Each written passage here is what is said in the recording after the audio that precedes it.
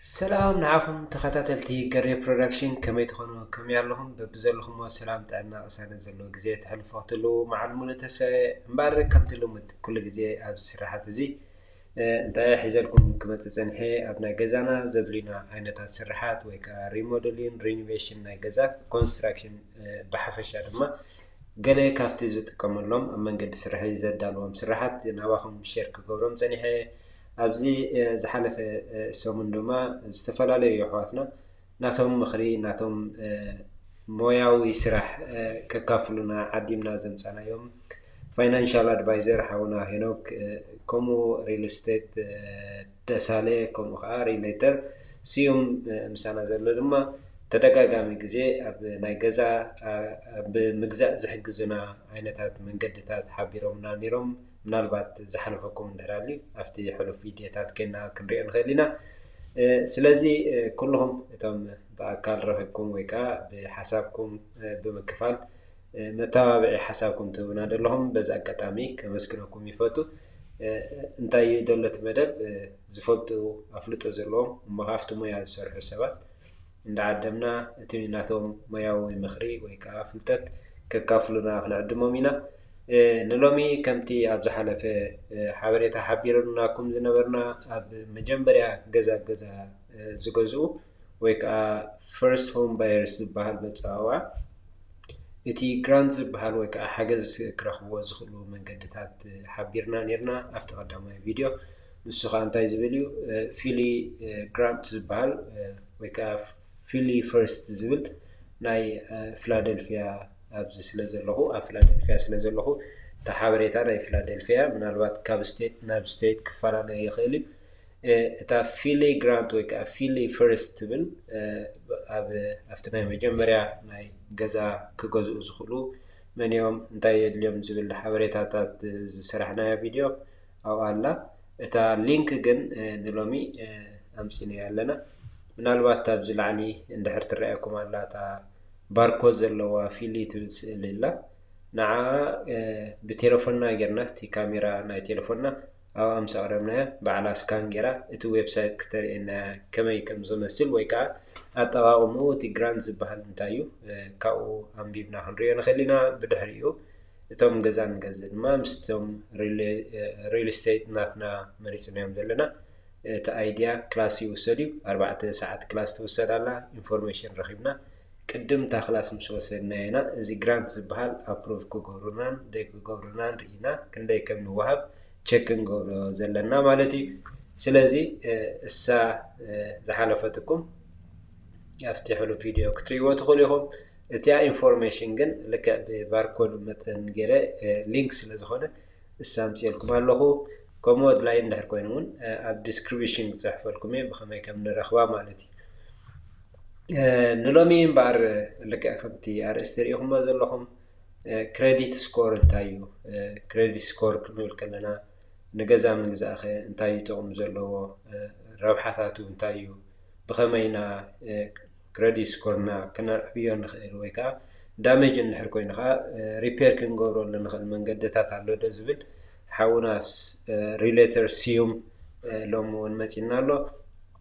أو دلو مجلسي أو دلو إنفورميشن كهبنا يسلزي كم مجمع أقسام وداتا مسانا حابيركم تي إنفورميشن بسمونا تكاتل وبزكاتا محدمكم فتو من الوقت حدثتنا نحكمكم أبز channel سبسكرايب بمقبر أو كتسالي فيديو بزرق حلو كمساكم يخيلي كومو دما تقامي حقازي كوينو ترخبون نحر عندهم كا أبقى لسب نخبازح شير نحر جيرنايو لايك نحر جيرنايو بو متنكاتي ناي يوتيوب أرغوليزن كان نتي فيديو مور نخرئ نتي channel نخعبو نحقزي مسلزي حادراهم فيديو اختريوا كلهم كدينكم لايك وروا شير وروا خا نابقى لسب كان نخبازح مالتي مهنياتو سان انفورميشن بزح نقرات زحلف الناس لزلو يتعني اشتي انفورميشن كا خنت كامل لاس لزلنا أب كمان هذا مسألة شير نحرجنا تصبوي سلازي نفتي قريبنا هذا لنا نيرو معك مدفنا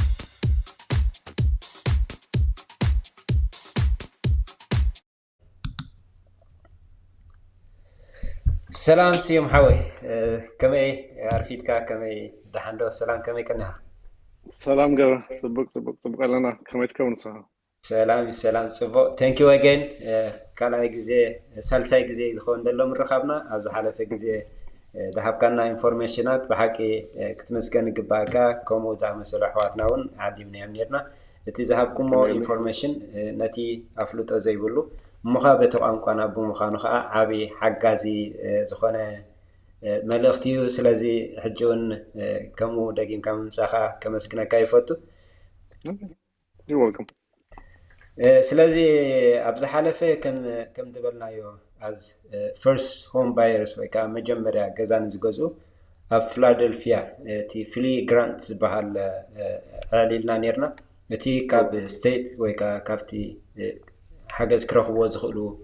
ነጥብታት ኣልዒልና እውን ተዘራሪብና ኣለና እሳ ልክዕ እታ ባርኮድ ፅዒነሎም ኣለኹ እታ ሊንክ ማለት እዩ ካብኣ እውን ክረኽብዋ ክእሉ እዮም ኣብዚ ዘለካ መብርሂ ማለት እሱ እንድሕር ወሲዶሞ እቲ ግራንት ሓገዝ እንድሕር ወሲዶሞ እንታይ ዲፈረንስ ኣለዎ ለውጥታት ኣፍቲ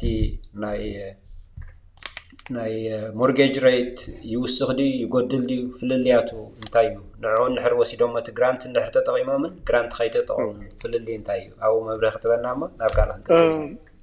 Okay, that's a book point ኣምፂኻ ሕጂ እቲ ኢንተረስት ሬት ፍልልይ የብሉን እዩ ግራንት እንድሕር ካብ ሲቲ ዝመፀ ግራንት ነቲ ኢንተረስት ሬት ኣፌክት ኣይገብሮን እዩ እቲ ኢንተረስት ሬት ማእስዩ ኣፌክት ዝከውን እቲ ግራንት ካብ ባንክ እንድሕር መፅዩ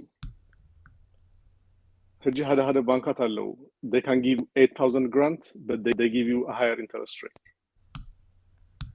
ካብ ሲቲ ካብ ገቨርንመንት እንድሕር መፅዩ ግን እቲ ኢንተረስት ሬት ኣፌክት ኣይከውን እዩ so እዚ ሓደ ነገር ኣሎ ካልእ ፍልልይ ድማ ብዘይ ግራንት እንድሕር ገዛ ገዚእኻ ከም ድላይኻ ትሸጦን ተከራዮን ትክእል ማለት እዩ ግራንት እንድሕር ተጠቂምካ ናይ ገቨርንመንት ሓገዝ እንድሕር ተጠቂምካ ድማ ምሻጥን ምክራይን ሪስትሪክሽን ኣለዎ ማለት እዩ ማስ ከም ትሸጦን ማስ ምክራይ ከም ዝከኣል ሪስትሪክሽን ኣለዎ ማለት እዩ እታ ዲፈረንስ እምበር ካልእ ዲፈረንስ የብሉን እዩ ስለዚ እቲ ግራንት እንድሕር ተጠቒሞምሉ ወላ ሓንቲ ፍልልይ የብሉን ጥራይ ኣብቲ ኣብቲ ኢንተረስት ሬት ፍልልይ የብሉን እዩ ኣብቲ ኢንተረስት ሬት ኩሉ ዝረክቦ ኢንተረስት ሬት ግራንት ዝወሰደ ሰብም ይረክብ ማለት እዩ Okay. ስለዚ ያ ትፍልልዩ ክንገብሮ ዘለና ኣብኡ ነበርቲ ክንከውን ኣለና ኣብቲ ገዛ ክንሸጦ ምስ እንደሊ ግን እቲ ዝሸጠናሉ መጠን ናይቲ ዝተቐመጥናሉ ዓመት ኣብቲ ገዛ ሚኒማም ኣለዎ መስለኒ ተዘይተጋገ እዚ 10 years or 15 ሚኒማም ኣለዎ 15 ዓመት ክትቀመጥ ኣለካ ቢፎር ምሻጥካ ማለት እዩ ስለዚ ያ ኣብ 15 ዓመት ኣብቲ ገዛ ክንህሉ ኣለና ወይ ከዓ ነበርቲ ኣብቲ ገዛ ክንከውን ኣለና እቲ ግራንት እንድሕር ወሲድናዮ እቲ ዘለዎ ሊሚት ከዓ 15 ዓመት ኣብኡ ነበርቲ ክንከውን ኣለና ንሕና ካልኣይ ገዛ ገዚእና ናብ ካልእ ሙቭ ክንገብር ምስ እንደሊ ወይ ከዓ ንዕኡ ክንሸጦ ምስ እንደሊ ግን ኣብ እንሸጠሉ ግዜ እተን ተሪፈን ዘለዋ ዓመታት ክንደይ ተቐሚጥና ኣለን ክንደይ ተሪፈን ኣለዋ ከዓ መጠን ተራእዩ ከዓ ካብቲ 15 ዓመት ዝተባህልናዮ እንድሕር ቅድሚ 10 ዓመት ንገድፎ ኣለና ኮይና እተን 5 ዓመት ተሪፈን ዘለዋ ግን ክንመልሰን ኢና ተን ገንዘብ ዝወሰድናየን ከመይ ምሽ ብጣዕሚ ፅቡቅ ከምዚ እዩ እወ ክምለስ ኣለዎ ነቲ ገቨርንመንት 5 ዓመት እንድሕር ተቐሚጥና ከዓ so the more እቲ ዓመት እንጥቀመሉ እቲ ናትና ሊስ ከዓ ዝጎድል ማለት እዩ ስለዚ ምጥቃሙ ፅቡቅ እዩ ሓገዝ ኣለዎ እቲ ሓገዝ ከዓ ኣጠቃቅሙ ተረዲእና ምስቶም ናትና ሪል ስቴት ምስኦም ተማኺርና እንድሕር ጌርናዮ ተጠቀምቲ ክንከውን ንኽእል ኢና ማለት እዩ ስለዚ ገንዘብ የብልናን ኢልኩም ጠጠው ኣይትበሉ እዚ ግራንት ተጠቂምኩም ከም ዳውን ፔይመንት መክፈሊ ድዩ ወይ እውን ክሎዚንግ ኮስት መክፈሊ ክሕግዘኩም ስለዝኽእል እታ ሊንክ ልክዕ እዛ ባርኮድ እትሪእዋ ዘለኹም ካብ ቴሌፎንኩም ብኣስካን ጌርኩም ናፍቲ ሊንክ ክትሕልፈኩም እያ እቲ ኢንፎርሜሽን ዘሎ ከዓ ክትረኽብዎ ትኽእሉ ኢኹም ማለት እዩ ስለዚ እዚኣ ኣብዚኣ ክተኣኽለና ኣብ ክሬዲት ስኮር ስዩም ሓወይ እንታይ እዩ ክሬዲት ስኮር ማለት ኩሉ ግዜ ዝሕተት ክስታዩ ሓደ ሰብ ብናቱ ካሽ ወይ ከዓ ብናቱ ካርድ ክጥቀም ዝፀንሕ ኣብ ገዛ ምግዛእ ድዩ ኣብ ዝኾነ ንብረት ምግዛእ ክመፅእ ከሎ ክሬዲት ካ ከመይ ይሕተት እሞ ኣብዛ ኣፍልጦ ኣይፀንሖን ስለዚ እቲ ከም ብሓድሽ ሽዑ ነቲ ሕዝቦ ፀንሐ ፕላን ንድሕሪት መልሶሞ ክሬዲት ማለት እንታይ እዩ good question ክሬዲት ማለት እንታይ ማለት እዩ ብሃፃሩ ዲስክራይብ ክገብሮ ከለካ እቲ ሓላፊነት ወሲድካ ገንዘብ ኣታሃዛ ትክእል ዲኻ ዝበሃል ዘርኢ ሜዠርመንት እዩ መለክዒ ማለት እዩ هجي هذا بانك نحن زفلتنا بpersonally كيكونسي بتاقوصرنا يو زفلتنا بكريدت سكور انت عينت responsibility سب كم زكونا زفلتنا بتكريدت سكورنا يو مالتي بتكريدت سكور ناتنا هيستوريا كما إلنا responsibility كم كنا زري ايو نتجنزبنا أتهازا كما يو إلو زري بتكريدت سكورنا يو مالتي እና ነምበር ሂቦ ማለው ካብ 500 ክሳብ 850 ይከይድ ማለት እዩ ነምበር 500 በቃ ናይ መጨረሻ ሎስት ክሬዲት ስኮር ማለት እዩ 850 ድማ the highest score ማለት እዩ so the ሪኦም bank ገንዘብ ከለቃና ዝከል you have to have a good credit to borrow money from a bank okay credit نزي صنع حساب نحر كوين خا لسه قريه كريدت كارد اي نورن كن حجي وي بكاش وي كا بتناي ديبيت كارد خفل صنعمو غزا خغز مستدلغن كريدت اي حتت كريدت كحتت نمن كريدت تحتت كابي كيدي كريدت كارد زوص اوكي كريدت هيستوري زبلون سبات كريدت تقامو سبات بيولدن مغبار تقلل ነገር ከባንኩም ከሄዶም ፕሪፔድ ክሬዲት ካርድ ሙሳ ማለት ካብናት ከባንክ ተከይድ ዌልስ ፋርጎም እንደህር ኮይኑ ቲዲ ባንክ እንደህር ኮይኑ ኩሎም ሀገዝ ይገብሩም ትቢውልድን ምግባር ክሬዲት ካርድ ማለት ነው ክሬዲት ሂስትሪ ቢውልድን ምግባር አሁን ከድካ ተሃቶም ፕሪፔድ ኦር ሴኩርድ ዝኮነ ክሬዲት ካርድ ሀቡኒ ትብሎም ግን ክልተ ዓመት ከተጠቀመል አለካ ማለት ነው ክልተ ዓመት ተጠቅምካ ቢውልድ ተቀበለታ ክሬዲት እሱ ጥራይ ከሆነም አንሴኩርድ ክሬዲት ካርድም ከተውጽት ከሊሃ አፕላይ ተገብር ብዙ ከኢኮኖሚ ሀደ ባንክ ና 500 ሊሚት ኦር 1000 ሊሚት ክሬዲት ካርድ ይሁካ ቢውልድን ምግባር ከጉዞ ካዳለው ማለት ነው እዛ ድማ ዋይዝሊ እንደተጠቀም ካላ በግዚው እንደህር ከፊል ካየው የቢውልድ ክሬዲት ሂስትሪ ማለት so first step build in ምግባር secured credit card that's a good way to build a credit history yeah okay ምናልባት ተም ክስታይ ሓደስቱ ተቆነኩም እዚ prepaid ወይ ካ secure credit card ዝበሃል እንደህር ካብ ዝኾነ ካምፓኒ ኦፈር እንደህር ዘይመጽና ኮይነት ክሬዲት ነህና ባዓልና ካፍቲ ባንክናትና ካፍቲ ገንዘብናትና ወሲዶም በቲ ገንዘብና ዝሁቡና ክሬዲት ካርድ ማለት እዩ ቦገሮም ፍትኑናሞ ንዑ ማኔጅ መስገበርና ድማ ብድሕሪኡ ሽዑ እትጠቃማና ናትና ሪኦም ባዕሎም እትናትና ዝወሰድዎ ገንዘብ ንበል ብ300 እንደሕር ጀምቢሮምልና 300 ንዓኦም ንህቦምሞ ካፍቲ ባንክና ወሲዶም እሶም ክሬዲት ይሁቡና በተን 300 ናትና ጌርና አጠቃቅማ ናትና ከመይ ምዃኑ ሪኦም ድማ ብድሕሪኡ certain time ይሁቡና ብድሕሪኡ ሶም አጠቃቅማha ጽቡቅ ከምዝሎሞ ንሕና ድማ ከምዚ ሂብና ካለና ይውልኻ ማለት እዩ ተናትካ 300 ሞልሱልካ ብድሕሪኡ ናቶም ክሬዲት ካርድ ይሁቡኻ ማለት እዩ ስለዚ هذا دما بزيت كوستك دالي انتاي هذا كال تريك አለው to credit score the fast improvement ምግባር ማለት እዩ you can be added as a user for a credit card that's for a friend a family or a spouse እንታ ማለት እዩ ህጂ ሰባይን ሰበይትን አለው ናታይ ክላይንት ኔሮ በታሰበይቲ ጽቡ ክሬዲት አለዋ ኣብዚ አዲስ አኒ 20 ቢልድ ጌራ ጽቡ ክሬዲት it's a husband new to the country he just came so apply ከገብሩ ኮለው ናይ ሰባያ ክሬዲት ሎን ይሩ ህጂ እንታይ እቲ ባንክ አድቫይስ ገበረና እንታዩ ከም ዩዘር ጌርኪ ሬጂስተር ገበር ይወብናት ክሬዲት ካርድ ይልዋ ማለት ህጂ አነ እንደ ክሬዲት ካርድ አውጽየ ናሃወይም ናሃፍተም ኦር ንደቀይ ዩዘር ይላ ከመዝግቦ መከለ ማለት ነው ክልተ ክሬዲት ካርድ አውጽየ አነ ሆልደሬ ዩዘር ድማ ዝፈልቀቀት ኩሉ ሰባይ ማለት እሱ እንደተጠቀምሉ ትሽም አፕ ክሬዲት ካርድ ለራቲው ናት ሰባይ ክሬዲት ካርድም ከፍ ይብል ማለት ክሬዲት ሂስትሪ አለው ማለት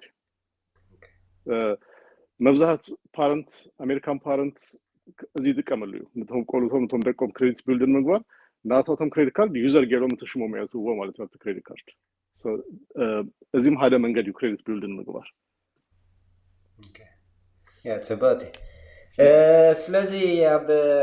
ገዛ መስመጻና እቲ level 90 credit history ወይ ካ credit score ቲ minimum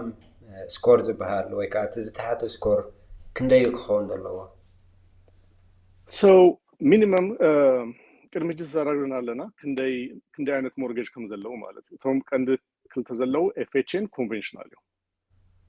FHA ናይ ገቨርንመንት ስለዝኮነ ገቨርንመንት ክህግ ስለዝደሊ ሰብ ገዘ ፈርስት ታይም ሆም ባየር እንደህር ስለዝኮንካ 580 እንድሕር አለካ ንኤፍኤችኤ እኩል እዩ ማለት እዩ 580 ኤፍኤችኤ ለዋን good enough ንኮንቬንሽናል ግን ናይ ገቨርንመንት ጋራንቲ ዘይብሉ 620 or above ክከውን ኣለዎ 620 or 630 ሞር ክከውን ኣለዎ ማለት እዩ ንኮንቬንሽናል ሞርጌጅ FHA had a benefit ዘለዎ low credit score ይቀበሉ እዮም FHA loan 580 550 sometimes ይቀበሉ እዮም FHA Okay ስለዚህ ካብ 580 ዘለዎ ክጅምሩ ይኽእሉ እዮም ማለት ክጅምሩ እዮም እወ conventional FHA ፍል ያለው yes ከም ይካል Okay ያ ጽባት ምክንያት እቲ ክሬዲት ስኮርና ቢልድ አፕ ጌርና አፍቲ ፍልልያ ኣለዎ ዲ ማለት አፍቲ ሞርጌጅ ፍልልያት ኣለዎ ዶ እቲ ስኮር ናትና ላዕሊ ብምዃኑን ታሕቲ ብምዃኑን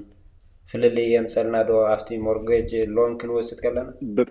በጣም ለውጥ ያመጽዩ ሓደ ሰብ 700 ክሬዲት ስኮር ዘለዎን 650 ዘለዎን ሓደ ፕሮዳክት አይኮነ ዝረክቡ 700 ዘለዎ the lowest interest rate ክዋሃቡ ይካሉ ማለት 700 and above ህጂ ሎሚ ክንዳያላክ ኢንትረስት ሬት ናይ ሎስ ክሬዲት ኢንትረስት ሬት ሎሚ 7.5 ያዘላ ህጂ ሃይስ ክሬዲት ስኮር ዘለዎ ጽቡ ክሬዲት ሂስትሪ ዘለዎ ንታክረክብ ይከሉ ማለት 7.5 ይረክብ ሽዱስተን 50 ክሬዲት ስኮር ዘለዎ ድማ ክረክብ አይከሉ ስለዚህ እነሱ 8% ይዋሃቡ ማለት 8.2 ይህቡ ማለት ካውንታት እንደር ኮይኑ ድማ ከም ይከውን ትረክባ ኢንትረስት ሬት ሃይ ይከውን እቲ ባንክም ሞር ዳውን ፔመንት ከሃተካይከሉ ማለትም ሳቱን ዝሪው ወንታዩ ሃይ ሪስክ ሎን ዝሪው ሎው ክሬዲት ስኮር ሚንስ ሃይ ሪስክ ፎር ደ ባንክ ማለት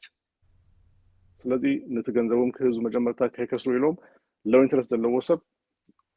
ሎው ፕሮዳክት ቸክ ማለት ሃይ ኢንትረስት ዘለዎ ሰብ ድማ በቀላሉ አፕሩቭ ይከውን the best product ይረክም ማለት ኦኬ ስለዚህ ትፍልልያቱ አብ ኢንትረስት ሬት ወን ጠቅመለው ይحግዘና ማለት ነው ክሬዲት ማሐስ ጽቡ ክሬዲት እንደህረልካ ንኩሉ ነገር ንገዛከ ኮነሲ መኪናም ክትገዝ ኩሉ ነገር ክትወስድ ኮለሃ ጽቡ ጋር ጥቅም አለው ማለት ነው ጥቅሙ حساب ክንዚህ እንደህር ኮይኑ እቲ ጌጋታት ዝር አምንታዩ መንተን ክንገብር ከለና ክሬዲት ካርድናስ አተሓሕዘና ከመይ ይኸውን ደለዎ እንታይ እንደህር ኮይኑ ይዝውስኽ ወይካ ከመይ እንደህር ተጠቅምና ሊና ዝጎድል አፍቲ ክሬዲት ኩስኽን ክጎድል እንኮለሲ አተሓሕዛ ከመይ ይኸውን ደለዎ ኦኬ ህጂ እቲ ክሬዲት ስኮር ክሬዲት ሂስትሪ ሜጀር ክገብርዎ ከለው እቲ ሜጀራት ዝጥቀምሉ ብዙ ነገራት እዩ ሓደ ነገር ጥራይ አይኮነ first እንታይ ተጠቀሙ ክሬዲት ዩዘር ክሬዲት how many credit do you use ለምሳሌ ሓደ ሰብ 10,000 ክሬዲት ባንክ ይውዎ እቲ ኩሉ 10,000 እንደተጠቀመሉ 100% እቲ ክሬዲት ተጠቀመሉ ማለት እዩ እዚ ድማ እቲ ስኮር ካ ሎው ይገብረው እዩ ታዝቡቅ ነገር እንታይ ነው ክሬዲት ሜንቴናንስ ጽቡ ክሬዲት ክህልውና እቲ ባንክም ኮንፊደንስ ክህልውና እቲ ተዋበና ክሬዲት ግማሹ ክንጥቀም ዘለና ነበር ኩሉ ክንጥቀመሉ ይብላኒ ህጂ ያ ባንክ ሄድካ ባንክ ኦፍ አሜሪካ 5000 ሊሚት ዘለዎ ክሬዲት ካርድ እንደህሪብካ እቲ ኩሉ 5000 እንደተጠቀም ካሉ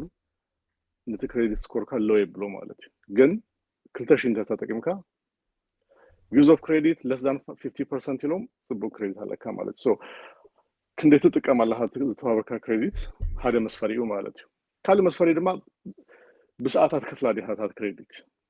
ህጂናይ መኪና ዝተለቃዩ እንደሃልዩ ናይ ክሬዲት ካርድ እንደሃልዩ ሌት ፔመንት እንደሃልዩካ በጣም ዩዝ ሃርም ኢፌክት ዝገብረው ማለት ነው ክሬዲት ስኮር ሶ እቲ ኩሉ ቢልና በሰዓት ክንከፍላለና ማለት ሌት ፔመንት 30 days ሌት ፔመንት እንደሃልኩንካ any company report ይገባው ወን ክሬዲት ቢሮ that affected so on time payment not using to the maximum of your credit ካለድማ ክንደ ክሬዲት ኢንኳየሪ አፍተ ሂስትሪ ክንደ ክሬዲት ኢንኳየሪ አለካ ህጂ ብዙ ክሬዲት እንደህር አፕላይ ተገበር ኮይንካ ለምሳሌ ሆም ዲፖት ከይድ ሆም ዲፖት ያተካ ክሬዲት ካርድ ደሊ ይብሉሃ ፍራይት ብሎም ኢንኳየሪ ይገብሩ ማለት ነው ተስፋ ክሬዲት ተቀብሎም ኢንኳየሪ ይገብሩ ሎስት ከይድ the same question ያቱ ክሬዲት ደሊ ፍራይት እንደልካዮም ኢንኳየሪ ይገብሩ ማለት ነው ቤስት ባይ እንደልከካ አብኩሉ ስቶር እንዳከካ ፍራይት እንደልካዮም እቲ ነምበር ኦፍ ኢንኳየሪ ሃይ ይከውን ማለት ነው more inquiry እንደህራልካ more than 5 inquiry እንደህራልካ ነቲ ክሬዲት ስኮር ሎው ይገብሩ ማለት ነው ብዙ ሰው ያፈልጦኝ ስለዚህ سوقنا نكريت ابلاي كنقبر نكرينا با هذا عمت 5 inquiry is good enough if you do more than 5 inquiry net credit score low يقبروا مالتي so كسافجي كنديرينا كريدت تقاقما كندي percent of credit تقامالها credit inquiry እና ደግሞ በሰዓት መክፋል ሰለስቲዮም ቀንድታቱን ማለት net credit ስኮር half the blue or low the blue ማለት اوكي ስለዚህ ያ አማልቱ መخفالو ካው ዘይምዱንጋይ ወይቲ ሚኒመም መخفالከ entire payment تكفلو تذيكالكا minimum payment affect لودو minimum payment affectable ነው ሳቶም ዝደልዩ እኮ ሰብ ሚኒመም እንዳከፈለ ነው ይከፍለሉ ዝደልዩ ሚኒመም ኢፌክት አይገበል ካን ግን ንባና ጽቡቅ አይኮነን እንደህር ሚኒመም እንደህር ኩልሻን ከፍል እንደር ኮይና ሞር ኢንተረስት ሬት እንዳከፈል ነው ማለት so ከሚኒመም half እንዳበልና ዝካልና እንደር ኮይና ከሙ ከፊል ላይ ነው ሞርጌጅም መኪናም ቅልጥፊና ነው ዶት ክሬዲት ባላንስና ሎው ይከውን ግን ሚኒመም መክፈል አፌክት አይገበልን እንታስኮር ማለት ነው انا هذا ኤግዛምፕል ንባል ኤግዛምፕል ገረ ከቀረሩን ታዩት በታይም መክፈል ማለት ናይ ዌልስ ፋርጎ ሞርጌጅ አለኒ ባለን የረዝ ከፍሎ ኦንላይን ዳታው ከፍሎ ነው ካው ንምታይ ባሉ ከፍል አውቶማቲክ ሴትአፕ ገብሮ ይላ አውቶማቲክ ሴትአፕ ገረየው ማለት ነው ኦንላይን ነት ፔመንት ግን ትገጋ ካባይ ሆነ ፈለጥኩን ካባቶም ይሁን ግን አውቶማቲክ ሴትአፕ አይተወዳት ነው ሶ አነ ደማ በሐሳቤ ኦኬ በቃ አውቶማቲክ ሴትአፕ ገረየው አለሁ ይላ ሶ ይቀር ማለት ካው ታ ሞርጌጅ 30 days ሌት ኮይና ተከፈለት 30 days ሳቱን ሪፖርት ገረሞ ማለት ነው ክሬዲት ስኮር ሳው ክሬው ከለሁ 700 ኔራ ማይ ስኮር ካብ 700 ሽድስተን 150 ድሮፕ ገራ ማለት 50 ፖይንት ድሮፕ ገራ ሃደ ሌት ፔመንት ሶ ጂ ዲስፒዩት እንዳገበርኩ ያብት ወልስ ፋርጎ ደውለ ቴክኒካል ኤረር ዩምበር ናት ሚስቴክ አይኮነን አውቶማቲክ ሴትአፕ ገራ ይሆናል ዲድ ወርክ እና it might be you mistake እንዳልኩ ጂ ዲስፒዩት እንዳገበርኩ የዘለሁት ፔመንት so late payment very bad በጣም ሁሉ ነገር በሰዓት ከከፈላለው እንደር ገዛ ከንገዛ ሐስብና እንደር ኮይኑ ክሬዲትና ሜንቴን ምግባር on time payment is very important okay ጽፋ አብዚ ምናልባት ክሬዲት ነው ጽሞ ኮሞ ኸይን ኸፍሊልናስ ክሬዲት መሐዙ ሒዝናያትም ባል ትራይ እንታይ ጸገም አለው ወይካ how long we can use one credit card ናይ ዝኾነ እንደህራሊናሲ ኣብ ክንደይ ግዜ ክንጥቀመሉ አለና ሒስካያትም ባል ትራይክ ጸገም አለው ነው አሜን ክትጥቀመሉ አለ እንደዛ ተጠቀም ካሉት አት ክሬዲት ሂስትሪ ሪፖርት አይገበርን ማለት ዜሮ ባላንስ ስለዚህ ከሆነ ምንም አክቲቪቲ የለም ሶ አት ክሬዲት ካ ኖ ክሬዲት አክቲቪቲ ዩዝብል ማለት ስለዚህ ክንጥቀመሉ አለና ክሬዲት ወሲድና መልሷልና ታ አክቲቪቲ ትራያት ስኮርና ማለት አክቲቪቲ እንደርዘ የለው ክሬዲት ካርድ ሆይብና እንደሰጥልና ሂዝናዩ አይረአኑ ማለት አት ክሬዲት ስኮር no activity it doesn't show up ካለደማ መስፈርቲ ነግራ ካኔራ እንታይም አፌክት ዝገብሩ ሰለስተሪና on time payment በግዚው መጥፋል ክንደ ፐርሰንት እንጥቀማለና ካብት ክሬዲት ክንደ ኢንኳሪ ያለና ካለ ዘሬው ደግሞ how long do you have the credit card how history of credit እጂ ናክልታ አመት ሚኒመም ያ ጽቡ ክሬዲት ስኮር ከነበርና ናክልታ አመት ሂስትሪ ደለና ነው ማለት ካው ነው እንደር ኮይኑ ድማ እቲ ክሬዲት ስኮርና half እንዳበለ ዝከይ so not to formal sport እንታዩ በጂ 4 ኮይኑ ማለት ሰለስተ ነገር for ድማ length of credit history እና 10 አመት እንደፈልከ ጽቡ ክሬዲት አለካ ማለት ናክልታ አመት ሲ ሚኒመም ተደልያ how long of credit history ክንደይ አመት ተጠቅም ካዝበል ድማ አፌክት ይገብረው ማለት okay ጽባት so ንሐሳብ ትንጥቀመሉ ክሬዲት ክስታይ ንኸውኒና ናዓጽወይና ወይካ አይድለኒኒ ኢልና ክስታይ ንገብሮ ግዜ ኣሎ ክሬዲት ምዕጻው ከእንታይ ጥቕም ኣለዎ ማለት ክሬዲት ካርድ ክናዓጽው እንድሕር ኮይናሲ ጸገም ኣለዎ ድዩ ኣፍቲ ስኮር ጸገም የምስዶ ሳዕቤና ኣለዎ ዶ ጸገም ኣለዎ እንታይ መስልካ ሕጂ let's say how much the credit card አለው ነው ይክበል how much the credit card አለው ነው የተሃደ credit card ንሽድስተ ዓመት ተጠቅመሉ ከተሃደ ሰለስተ ዓመት የተሃደ ዓመት ክልተ ዓመት ተጠቅመሉ ተሃደ credit card ደግሞ ሃደ ዓመት ተጠቅመሉ ነበር هجي تسجلت عم تتقم كله كريدت كارد ايرلين يولندر كانسل غيريو year of my credit history length يحصريو ማለት افريج مزوستو لايك تريد هنيجي هذا كريدت كارد 6 years تتقم اندر كانسل غيريو not a 6 years credit card history አጥፊያየው ማለት ካብ credit history so account መጻው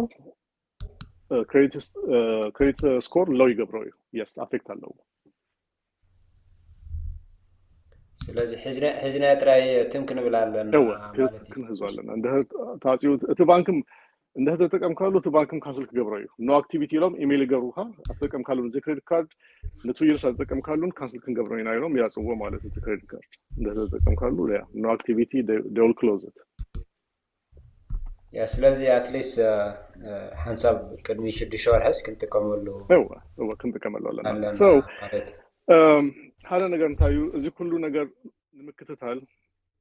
አመቾኒ like ሁሉ ነገር like credit history credit inquiry credit usage closing of credit how do you know ከሜልና ነፈልጡ አፌት ከውን ኮሎ ተነምበርና ሃይክ ከውን ኮሎ ሎው ከውን ኮሎ ከሜል ኢልና ያንፈልጡ እንደ ተባህሉ ድማ አለርት ሴትአፕ ክንገብር ንከሊና ፍሪ አፕ አለው ክሬዲት ካርማ ዝባል ዌብሳይት አለው ሊንክ ንህቦም ንከሊና creditkarma.com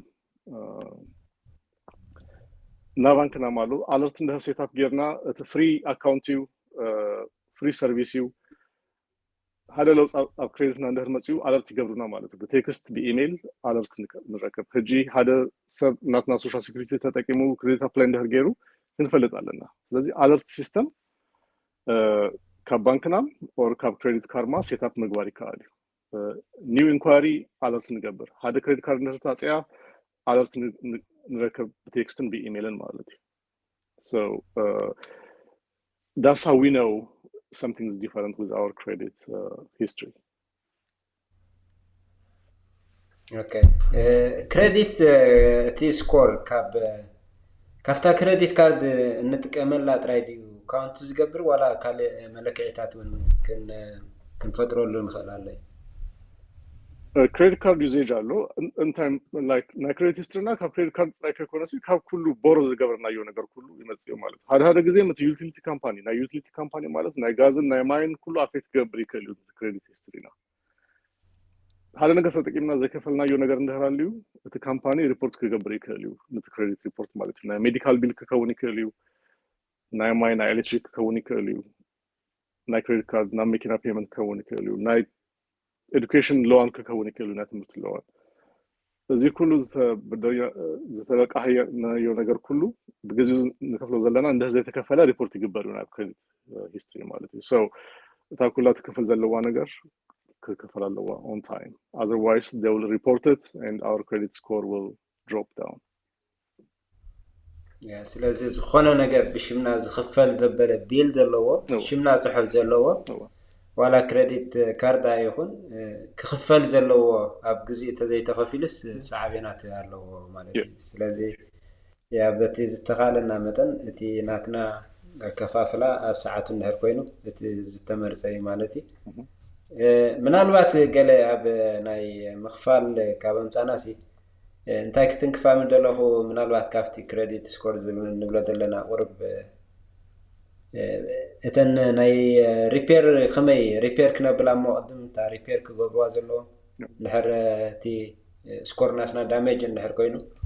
ብኸመይ ሪፔር ክንገብረው ንኽእል so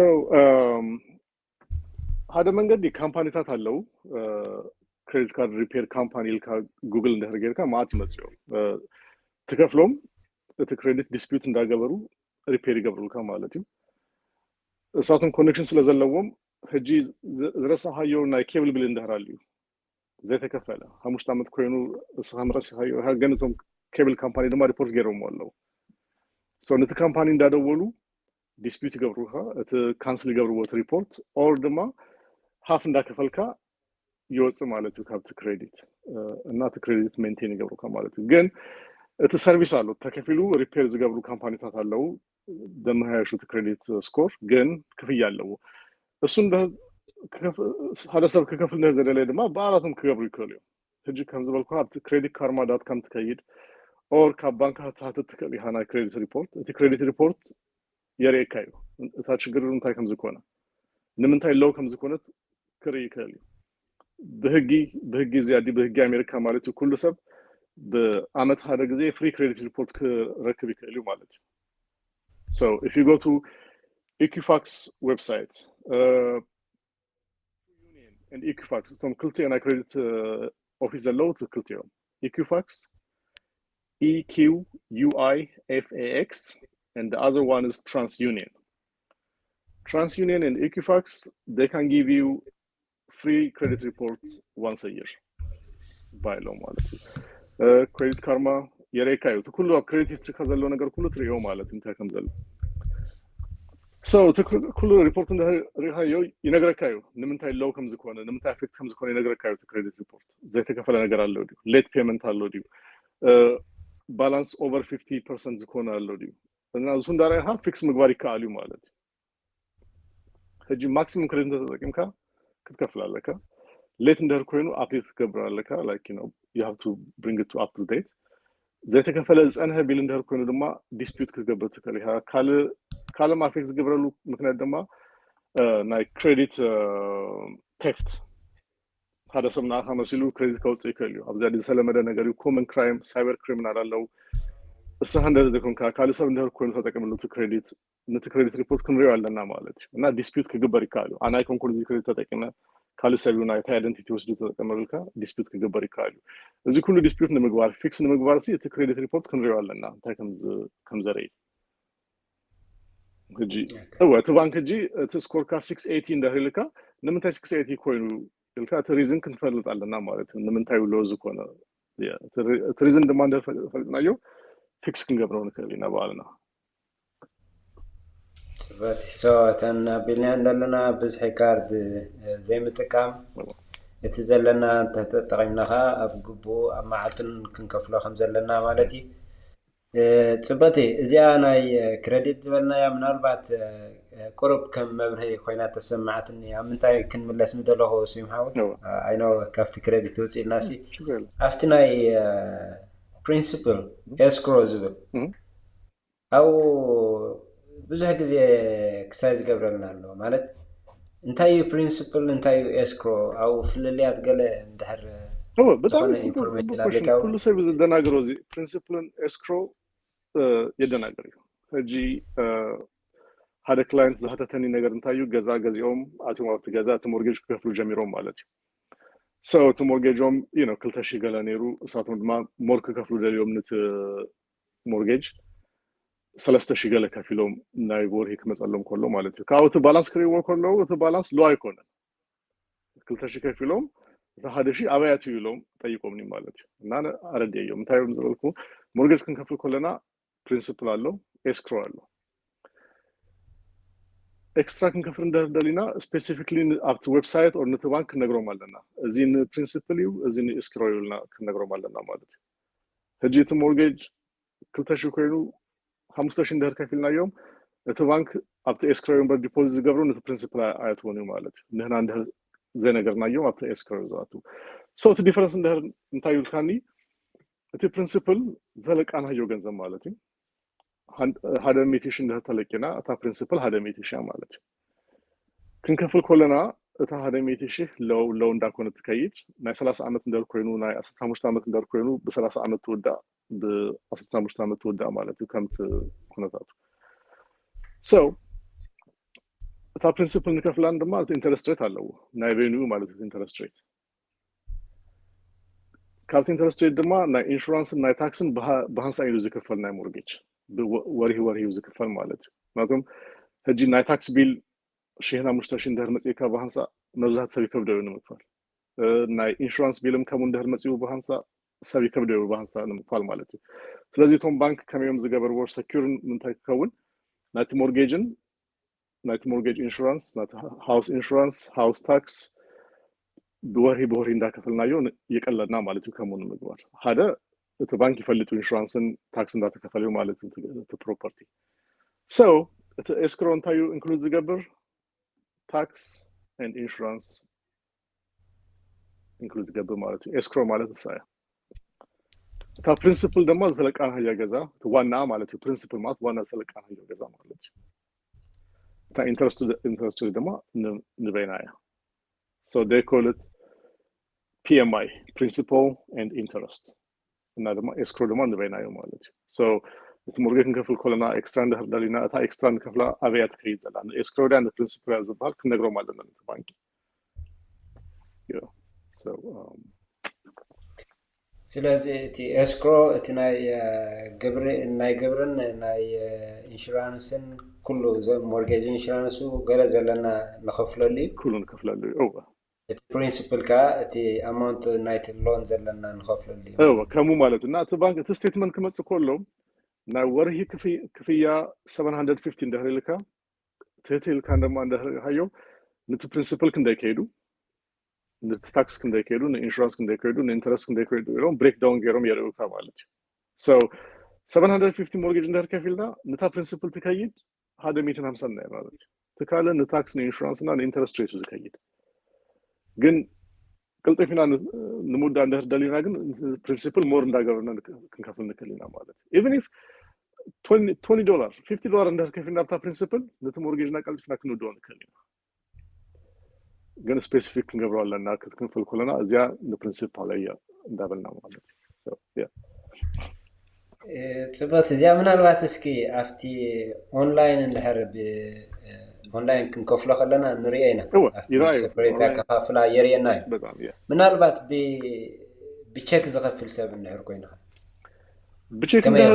ትከፍል እንደርኩንካ አፍቲ ቼክ ሜሞ ትብላላ ተፈርበሉ ላይን አላ ሜሞ ትብል ደሞ ላይን አላ ቼክ እንደራልኒ ከሬካይ ህጅ አካውንት ማይጋጣሚ ኮኑ ቼክ ነር እንደዚህ በዚያ ሜሞ ትብላላ በዚያ ደማ ያ so እንደህር ፈሪም ካፕት ሜሞ እንደነ ፕሪንሲፕል ከምታቱ ክንጽፍ ንክሊና ማለት ነው ሰለስተ ሜቲ ቱ ፕሪንሲፕልና ኖት ክንገብር ንክሊና አፕ ቼክ yes okay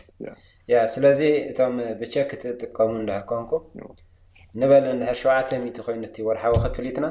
سلسة ميتي إكسترا نحر كنكفل دلينا إتن سلسة ميتي تاميمو تبل أب تحت وايد سجامة يشينا خناي تيجكنا كل جزء أب تحت زلا ويكم مزخ آخري نتكمل نفرم لا بوتان زلا الساعة أو سلسة ميتي نحر إكسترا هنكفل دلينا إتن سلسة ميتي ناب اسكرو دينا ندلين دلنا نا برينسيبل دينا ندلين دلنا كنت صحف لنا لنا كي صحفنا الشهر قرشي تراي غيرنا ندهر سديدنا السوم تايم زغورو نافت برينسيبل يسدون اتن كخفلون زغبام غبر خفيلون كاتن تاكسي وستونا لو مالتي سلازي يا افتي اونلاين كنكفل كلنا تم باونلاين تخفلو يريكايو برينسيبل اديشنال وي اسكرو الو او سيبريت غيرنا نحنا سلون ريابكم وقلل زبلي بچك نسد سبات كان اندحرالينا كان كمسيم حاونا زبلو اتي اكسترا نخفلو بدمر شاشين دحر صحيفنايو اتي 300 كن نمنتايكم مخانو نوت كنغبرل لنا افتي ميمو كنزي سيم زبلو افتي ميمو زولدلو نوت تن اكسترا زلوا نا برينسيبل دين نا بيسكرو دين كنصحفلنا لنا كاي صحفنا اندحر سديدنا كن it goes straight to principal مش نا برينسيبل يدخل ስለዚህ አው አከፋፍላ እቲ ኤክስትራ መخفال ከንታ ይጠውሙ ማለት ሓንሳብ ጥራይተን ወርሓዊት ክፍሊትና ንኸፍሊና ከምዚ 700 ንድሕር ኮይነስ ንዓን ጥራይ ንድርብ የሎም ኣብዚ እንታይ ያለው ጥቕሚ ወላ 50 ቅርሺ ንድሕር ኤክስትራ ገይረ ሰዲድያስ እንታይ ጥቕሚ ኣለዋ እቲ ጥቕሚ ቃልጥፍካ ንምውዳ ማለት እዩ እዳ እቲ ሞርጌጅ ቃልጥፍካ ትውድኦ ማለት እዩ ሞርጌጅ ናይ መብዛሕቱ ስታንዳርድ ናይ 30 ዓመት ሞርጌጅ ዝወሃብ ንገዛ ናይ ሽርታ ሙሽታም አሉ ግን በወርሂ 2000 እንደህር ከፊልና ወይ ድማ ኤክስትራ $50 እንደህር ከፊልና ፕሪንሲፕል ናይ 30 ዓመት ዝነበረ ናይ 20 years ጌርናዮ ማለት እዩ ስለዚህ 30 ዓመት ከምንፋልት ሞርጌጅ እቲ ፕሪንሲፕል ከፊልና እንደህር ወዲናዮ ውድ ዝበለም ኮይኑ ማለት እዩ ኢንተረስት ሬት ንከፍሎ ድማ ሴቭ ጌርና ማለት እዩ እንደህር ቀልጥፍና ከፊልና እዩ ሞርጌጅ ያ ከጂ ናይ 30 ዓመት 5% interest rate مكفالن 20 years 5% interest rate مكفال هذا يكون so 30 عام مكفال مالت interest rate هاي ندا كفلنا يوزلنا مالت مور ندا كفلنا يونتو بانك so قلتنا نمودا principle option ده راليو stress زي قبلنا ده قالوا اب بجتنا ده كوينو صبوك معناته extra مكفر ناتي اكستاينا يغنسلنا مالتي ስለዚህ ጽፈት ያ I think ምናልባት እስኪ ከም ተወሳኺውን እንዳረ ተወስኾ ነገር እንሕራልስ ይምሓወ ምክንያቱ ክሬዲት ካርድ ክነልዕሎ ከለና ብዙሕ እዩ ዋላ ብሓደ ክስታይ እውን ዘርዚርካ ይትውድእን ኢኻ ሰብ ነናቱ ክስታይ ክህልዎ ሕቶ ኢሹ ክህልዎ ኽእሊ ብዝበለፀ እኳ ናቶም ሕቶ እንድሕር ፅሒፎምልና ኣብ ኮመንት ካልኣይ እውን ተመሊስና ክንሰርሖ ንኽእል ኢና ግን እስኪ ኣብቲ ዘጋጥመ ነገራት ኣብ ገዛ ምግዛእ ዘጋጥም ብሰንኪ ክሬዲት ክንብል ከለና ክሬዲት ክስታይ ኮይኑ ወይ ጎዲሉ ክሬዲት ወይ ዳሜጅ ኮይኑ ኣብቲ ገዛ ምግዛእ ዘምፅኦ ለውጥታት ክሳብ መዓስ እዩ ማለት ገዛ እንዳገዛእና ከለና ኣብቲ ፕሮሰስ ከሎ እቲ ነጥብናትና ምውሳኹን ምግዳሉን ከምፅኦ ዝኽእል ሰዓቤናት ወይ ከዓ ኣብቲ ንዓኹም ዘጋጥመኩም ኣብ ስራሓት ክእረም ኣለዎ ትብሎ እንድሕር ኣሎ ኮይኑ ኣነ ዝነግሮም ዝመክሮም ነቲ ክላይንት እንታይ እዩ ናይ ገዛ ምግዛእ ፕሮሰስ እንደር ተጀሚሩ እቲ ፕራይ ፕሩቫል እንደር ረኪብካ ኮንትራክት እንደር ተጻሒፉ ክሳብ ትውዳእ ሓድሽ ነገር ደይ ምግባር ንሓድሽ ክሬዲት ኣፕላይ ደይ ምግባር ሓድሽ ክሬዲት ድማ ደይ ምውሳድ ማለት እዩ ሓደ ሰባት ኣፕሩቭ ምስ ተገበሩ በቃ ኣፕሩቭ ኮይና ኣለኹ ኢሎም ሓድሽ መኪና ዝገዝኡ ሰባት ኣለዉ ሕጂ እንታይ ዝገብሮ እቲ ዴት ቱ ኢንካም ሬሽዮ የበላሸው ማለት እቲ ባንክ ይብካ ዘሎ ፕራይ ፕሩቫል ዝሃበና ክንደይ እዳ ኣለዎ ክንደይ ኢንካም ኣለዎ እዚ ኢንካም ስለዘለዎ እዚ እዳ ስለዘለዎ ክንደዚሁ ንህቦ ሞርጌጅ ሎም ወሲኖም ኣለዉ እቲ ክላይንት ድማ ወፂኡ ሞር ክሬዲት እንደር ተጠቂሙ እቲ ክሬዲት ቱ ኢንካም ሬሽዮ ይበላሸው ማለት እዩ ነቲ ክሬዲት ስኮር ካ ሎው ይከውን ነቲ ባንክ ድማ እንደገና ኳልኩሌት ገብሩ ኣለዎ ሰለስተ ሚቲሽን እንደር ሂሮንካ ሞር ክሬዲት እንደር ወስድካ ፕሮሰስ ለሃ እቲ ሰለስተ ሚቲሽን ዝሃቡካ ይቅንስዎ ማለት እዩ 250,000 ይገብርዎ ማለት እዩ because more dates ለወሰክና ዘለና እዳ እንደገና ሞር ወስክና ማለት እዩ so ጽፈት ያስም ሐወይ ምናልባት after ዝሓለፈ እኮ ኢንፎርሜሽን ናትካ ሂብና ያምርና እንዲና ምናልባት ሓደስን ሎም ነዝርኢ እንድሕር ኣለውን እቲ ናትካ ኣብቲ ክስታይ ጽሓፈለይሞ እቲ ኢሜል ወይ ብኢሜል ክበጽሐካ ዝደሊ ሰብ ወይ ከዓ ብሴልፎን ክድውለልካ ዝኽእል ኢንፎርሜሽን እና ምኽነ ክንዝርግሓሎ እቲ ዝደሊ ሰብ ስዮም ሓውና ኣብ ፊላደልፊያ እዩ ዘሎ እቲ ክንረኽቦ ንኽእል ኢንፎርሜሽን ብቋንቋናን በቲ ዝርዳእና መንገድን ገይሩ ከረዳእና ወይ ከዓ ዘሎ ኢንፎርሜሽን ክህበና ስለ ዝኽእል ክንረኽቦ ንደሊ ንስዮም ሓውና ደዊልና ክነዘራርቦ ንኽእል ኢና ማለት እዩ ናቱ ኢንፎርሜሽን ንደሊ ከዓ ብጽሑፍ ወይ ብኢሜል ክንረኽቦ ንኽእል ኣብዚ ኣላታ ናቱ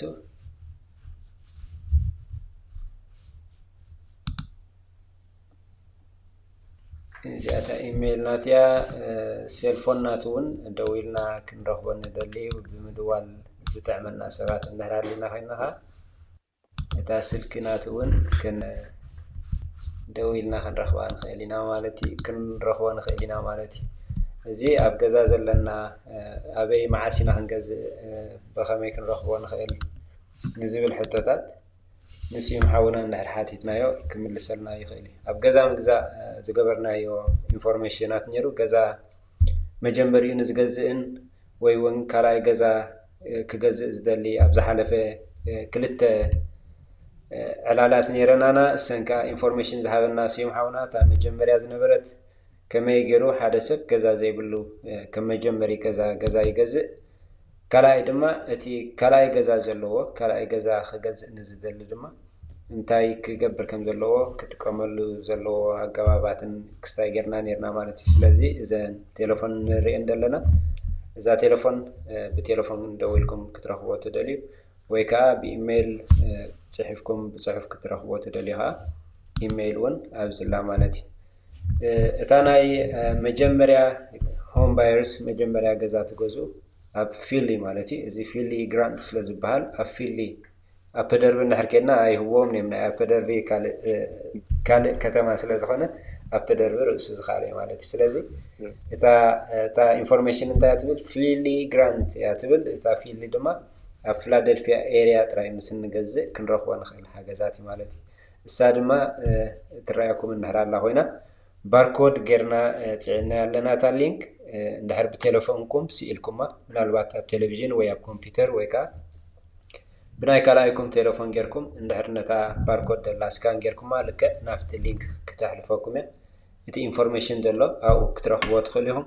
ابلاي مستقبروا دما مستريل ستيت ناتكم تزراريبكم اتي كتوستو زقباكم كلاسات قديمكم ني 4 ساعات مش سيم حوالي ني 4 ساعات كلاس وسيت سيرتيفاي بيلكم دحريوتي جرانت بحال زلو كتوستو تخليهم مالتي بعابي دما سيم حاونا دما افيلي سلا زلو فيلادلفيا زلوهم كترخبون كتبلون تخليهم مالتي سلازي سيم حوي افيلي تراي خا اختبل تخيل ولا كميتي ناتكا زرقها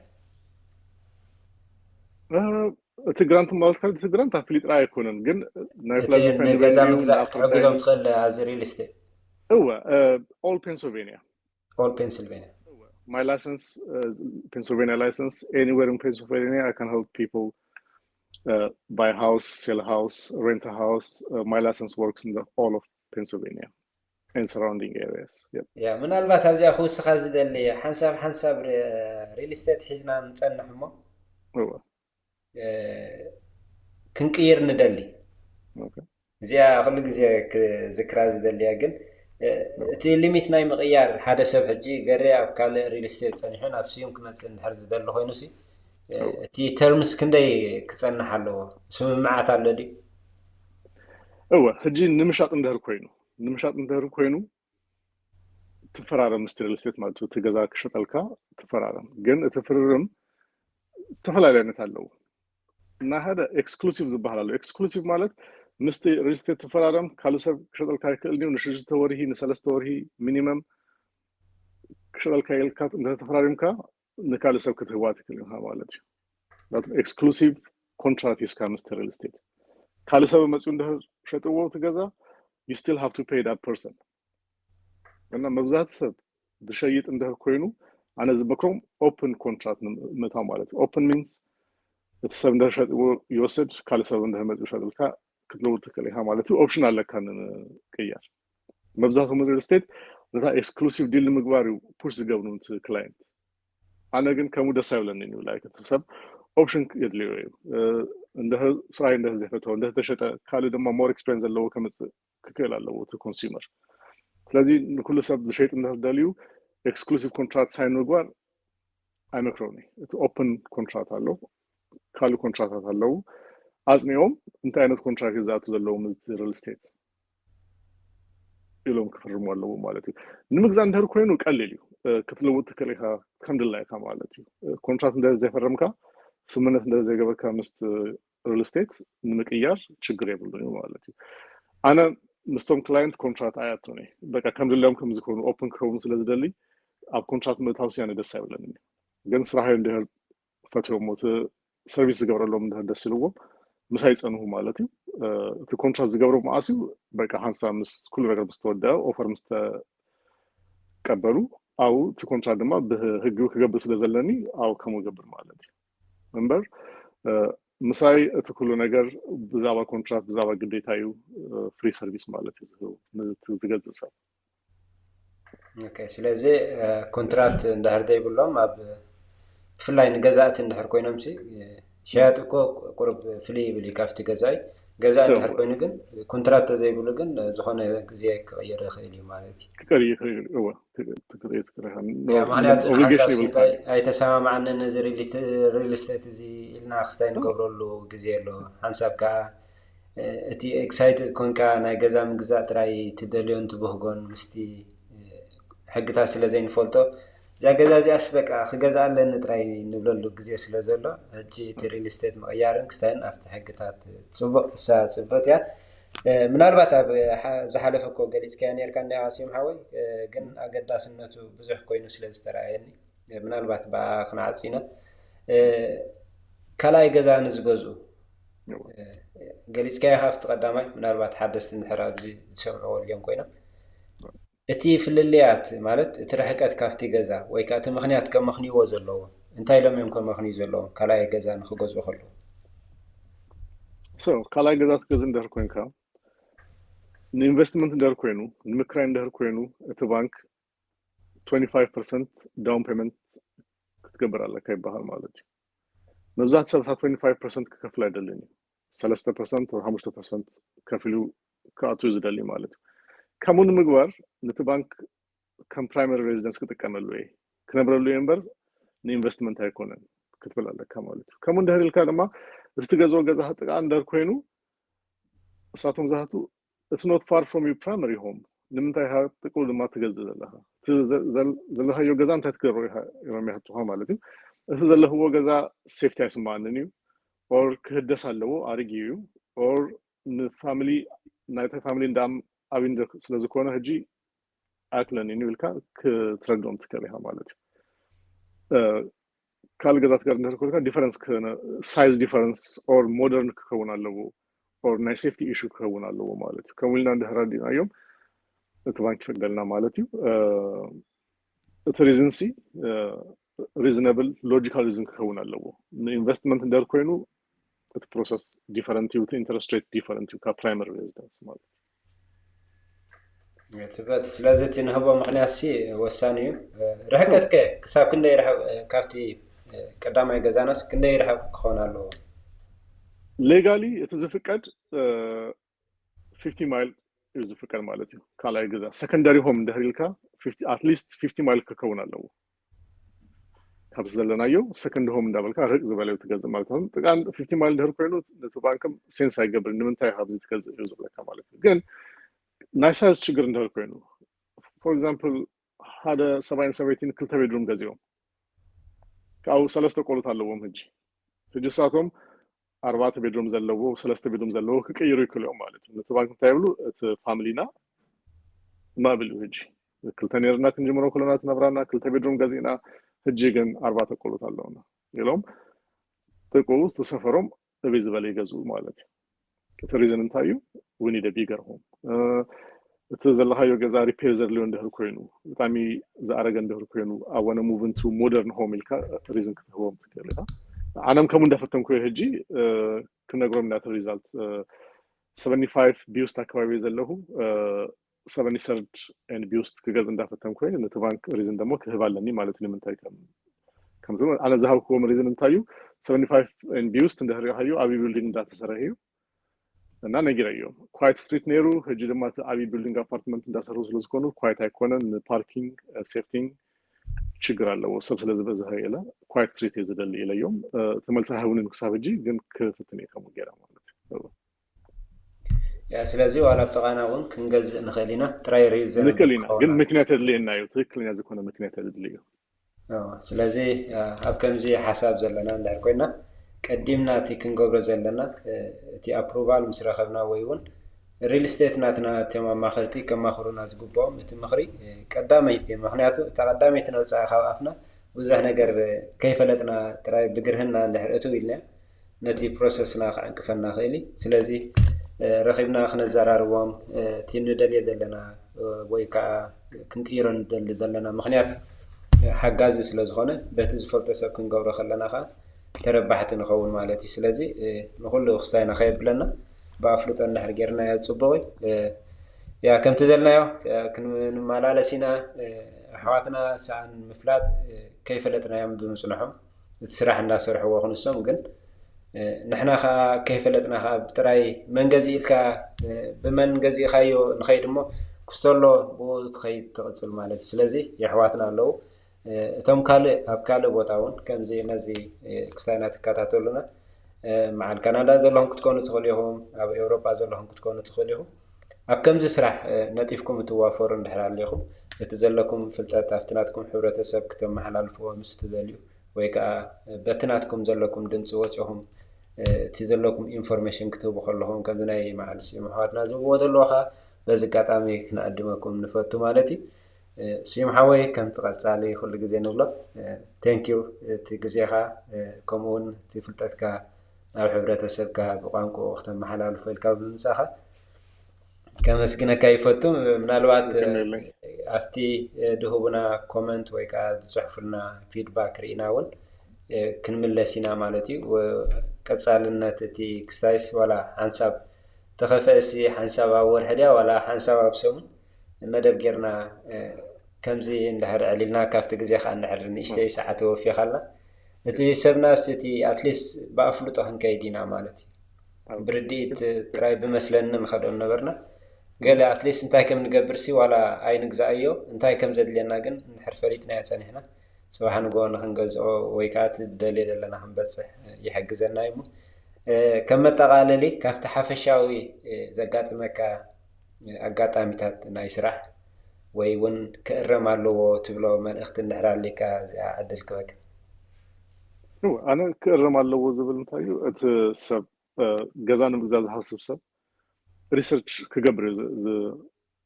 زنقرأ مالت ريسيرش مقوار مالت انتايو زدلي انتاي أنا دوكومنتد لي نيو كريدت سكور كندي كون علو أبي زدلي لوكيشن انتاي أنا جزايو زدلي إنه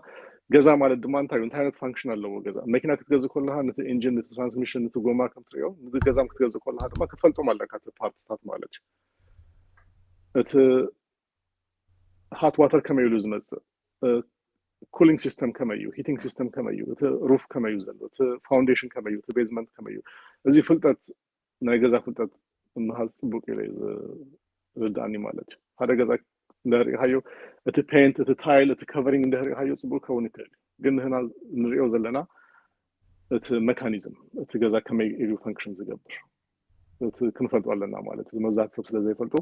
ንመዛትም ዘሪው ማን እንታይ በዚህ ናይ ሃት ዋተር ሂተር ኮሎን ኮሎ በቃ መጀመሪያ ጊዜም ዘሪው ማለትና ምፍላጥ ጽቡቅ እዩ ከመይሉ ተገዛ ፈንክሽን ዝገበር ዝብሎ ነገር ምርዳት ጽቡቅ ነገር እስ ዘድሊው ዶክመንታት እንታዮም ካለ ድማ መብዛት ሰብ ዘይፈልጦ ነገር እንታዩ እቲ ዶክመንት አፕሎድ ምግባር እጂ ኩሉ አፕሊኬሽን ኦንላይን ኮይኖሎ በወረቀት እንዳተረፈው መጽው እጂ ተተፈርሞ በኦንላይን ዩ አፕላይ ተገበር ኦንላይን ዩ ስለዚህ ከሜል ካት ዶክመንት ማኑፕሌት ምግባር እንታዩ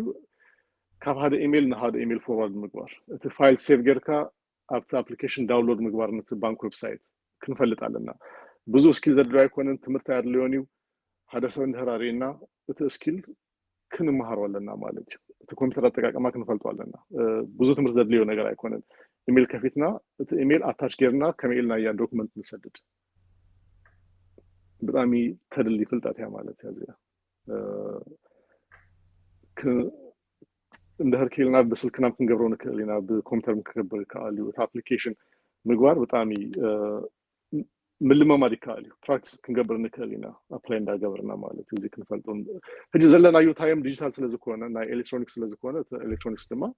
ክንለምዷልና ማለት አፕሊኬሽን ምግባር ያ ጽፈት حبريته كنت زلنا دقينا سيم حاونا فيلادلفيا يدلو بنسلفانيا زخونه بنسلفانيا اريا غزا خت غزو مستدليو ويون غزا خشت مستدليو غزا خت كاري مستدليون نسيم حاونا ريليتري دويلنا كنرخبن خلينا ويون زدلنا حسابات بتزردنا وانقا كردنا يخيليو انجليش አለው በትግርኛ አለው ካለ ቋንቋ እንት ያለው ተخلص ይማም አማሪክ አለው አማርኛ ኦኬ አማርኛ ጌርካውን ንሽቴ ይበለው ማለት አማርኛ ተሰምዑን ከከታተሉ ወስለ ዝሆኑ አርባተ መሐላን ፈመለፍት እንደራሊውን አማርኛ ጌርካውን ያ እሺ ያው በአማርኛ እስካሁን በትግርኛ የተናገርኩት እኔ ያጋጠመኝ ምንድነው አማርኛ የሚያዳምጡ ትግርኛ የማያዳምጡ ሰዎች ይሄን ፕሮግራም አዳምጠው የገባቸው ነገር አለ ዕውቀቱን ስለሚፈልጉ በትግርኛም ቢሆን አዳምጠውታልና በአማርኛም ልናስረዳ እንችላለን ተርጎኑን ልናቀርብ እንችላለን እና ለምትፈልጉት ነገር ቤት ለሪፔርም ለመሆን ከሆነ ለመግዛትም ከሆነ እኔን ኮንታክት ማድረግ ትችላላችሁ በዚህ ቁጥር እሱ ደግሞ ሪፔር ይሰራል ገብረ ህይወት ይባላል ስሙ እሱንም ፎሎ ብታረጉት በጣም ደስ ይለኛል ብዙ ኢንፎርሜሽን የሚያውቅ ልጅ ነው እኔ የቻልኩትን ያህል አግዛችኋለሁ ማለት ነው በጣም አመሰግናለሁ ታንክ ዩ ያ ጽበቴ ሶ ሪኻ አዲሽናል ቋንቋ መህላው ጽፎ አማርኛ ይሰምዕ ግን ንዓይኑ ምዝራብ ቅርብ ክስታይ ገብረኒ ግን ይርዳኒ ስለዚህ ጽበቴ ሰሚዕኩም ኣለኹም እቶም አማርኛ ትዛረቡ ወይ በአማርኛ ቋንቋ ተብለውን ቋንቋ አማርኛውን ስለዝኽእል በኮንታክት ክንገብሮ ንኽእልና ማለት እዩ ስለዚህ ታንክ ዩ ስዮም ሓወይ ኣብ ቀጻለውን ከምኡ ተመሊስና ክንመጽኢና ስለዚህ thank you for your time again. The same to you. Yeah. Welcome, Malti. Okay, thank you, Right. brother. ስለዚህ ኩልና እዚ ናይ ሎም መዓልቲ ዝነበረና ብዛዕባ እታ ናይ ዝሓለፈት ናይ ግራንት ትበሃል ኣብ ግራንት ዘላ ብዛዕባ ሓገዝ ክንረኽቦ ንኽእል ናይ ፊሊ ግራንት ዝበሃል ኢንፎርሜሽን ዝሃብናኩም ኣብ ዝቐደመ እታ ሊንክ ስለ ዝሃበኒ ስዮም ሓወይ ባርኮድ ጌርና ኣብዚ ኣብ ላዕሊ ምናልባት ርአኩም እንሕራለ ምልክት ፊሊ ትብል ዘላታ ባርኮድ ኣላ ንዓ ብቴሌፎንና ስካን እንድሕር ጌርናያ እቲ ዌብሳይት ናብኡ ዳይረክት ክትገብረና እቲ ኢንፎርሜሽን ድማ እንታይ ምዃኑ ክትሕብረና ትኽእልያ ካብኡ ከዓ ክንወስደ ንኽእል ኢና ማለት እዩ እዚ ግራንት እዚ እቲ ዝወሃብ ሓገዝ ኣብ ናይ ክሎዚንግ ኮስት ድዩ ወይ ከዓ ኣብ ዳውን ፔመንት ኣብ ዝተፈልየ ፓርቲ ክሕግዘና ዝኽእል ካብቲ ስቴት ዝወሃበና ሓገዝ ማለት እዩ እሳ ኣብኡ ኣቲኹም እታ ባርኮድ ካብ ቴሌቪዥን እንድሕር ትሪእዎ ኣለኹም ብቴሌፎንኩም ወይ ካብ ቴሌፎንኩም እንድሕር ትሪእዎ ኣለኹም ኮንኩም ከዓ ብኻልኣይ እቲ ቴሌፎን ጌርኩም ስካን እንድሕር ጌርኩማ እታ ሊንክ ናብኡ ክትወስደኩም እያ ማለት እዩ ስለዚ ናይ ሎሚ ዝነበረ ሓሳብና እንታይ እዩ ብዛዕባ ክሬዲት ስኮር እውን እንታይ እዩ እቲ ክሬዲት ናትና ብኸመይ ቢልድ ኣፕ ከም ንገብሮ ንኹሉ ዘጠቓለለ እዩ ነይሩ ኣብ ዝሓለፈ እንድሕር ዘይረኣኹም ኣለኹም ከዓ ዝሓለፈ ድማ እቶም መጀመርያ ገዛ ዝገዝኡ እንታይ ክገብሩ ከም ዘለዎም ኣብ ካልኣይቲ ድማ ካልኣይ ገዛ ክገዝኡ ንዝደልዩ እቲ ናቱ ምክንያታት ከቕርብዎ ዘለዎም እንታይ ኢሎም ከመኽንዩ ከም ዘለዎም ዝሕብር ጌርና ነርና ካልኣይ ቪድዮታት ኣሎ ኣብኡ ኣቲኹም ክትሪእዎ ትኽእሉ ኢኹም ዘለኩም ሓሳብ ርእቶ ከዓ ምፅሓፍ ኮመንት ኣይትሕመቑ እንድሕር ኣብ ኮመንት እቲ ዘለኩም ሓሳብ ፅሒፍኩም ንሕና ድማ እቶም ኣሕዋትና ከዓ ከምዚኣ ሕቶ መፅያላ እሞ ንዑ መልሱልና ኢልና ክነምፆም ኢና ማለት እዩ ከምኡ ኣብ ካልእ ቦታ እትርከቡ እንድሕር ኣለኹም ኮንኩም ከምዚ ዓይነታት ዝኾነ ሞያዊ ፍልጠት ኣብ ህዝብኹም ክተካፍልዎ ትደልዩ እንድሕር ኣለኹም ከዓ በዚ ኣጋጣሚ ከዕድመኩም ፈቱ ማለት እዩ ክትረኽቡኒ ብትደልዩ እንድሕር ኮንኩም ኣነ ገረ ፍትዊ gmail.com ኢልኩም ክትኣትዉ ትኽእሉ ኢኹም ወይ ከዓ ረኸቡኒ ኣብ ኩሉ ይነጥፍ እየ እዚኣ ገሬ ፕሮዳክሽን ትብል ኣብ ቲክቶክ ኣላ ኣብ ዩቱብ ከዓ ኣላ ፌስቡክ ምናልባት ንበይና ገሬ ፍትዊ ትብል ገሬ ፍትዊ ኢልኩም እውን ኣብ ፌስቡክ እውን ብኡ ኮንታክት ክትገብሩ ትኽእሉ ኢኹም ማለት እዩ ምናልባት ተቆፅሪ ክስታይ ስለ ዘይገበርክዎ ስለዚ እቲ ዘለኩም ፍልጠት ሞያዊ ፍልጠት እቲ ዘለኩም ነውለጅ ኣብ ሕብረተሰብኩም ከተመሓላልፍዎ ትደልዩ እንድሕር ኣለኹም በዚ ኣጋጣሚ ከዕድመኩም ፈቱ ወይ እውን ኣብ ካልእ ቦታታት ወፂኹም እውን ከምኡ ኢንፎርሜሽን ንህዝብኹም ክትህቡ በዚ ኣጋጣሚ ከዕድመኩም ፈቱ ማለት እዩ ሓደስቲ እንድሕር ኮንኩም ከዓ ሰብስክራይብ ብምግባር ነዚ ቻነል እቲ ኣልጎሪዝም ንክዓቢ ይሕግዞ እዩ ከምኡ ላይክ እንድሕር ጌርኩሞ ናብ ካልእ ሰብ ከዓ ሼር እንድሕር ጌርኩሞ እቲ ዘሎ ኢንፎርሜሽን ነፃ ክሳብ ዝኾነ ኩላና ክንጥቀመሉ ንኽእል ኢና ስለዚ ንሎሚ ኣብዚ ከዓ ክለናይ ኣብ ቀፃሊ ክሳብ ንራኸብ ሰላም ወሰናይ በቢ ዘለኹሞ ሰላም ቅነ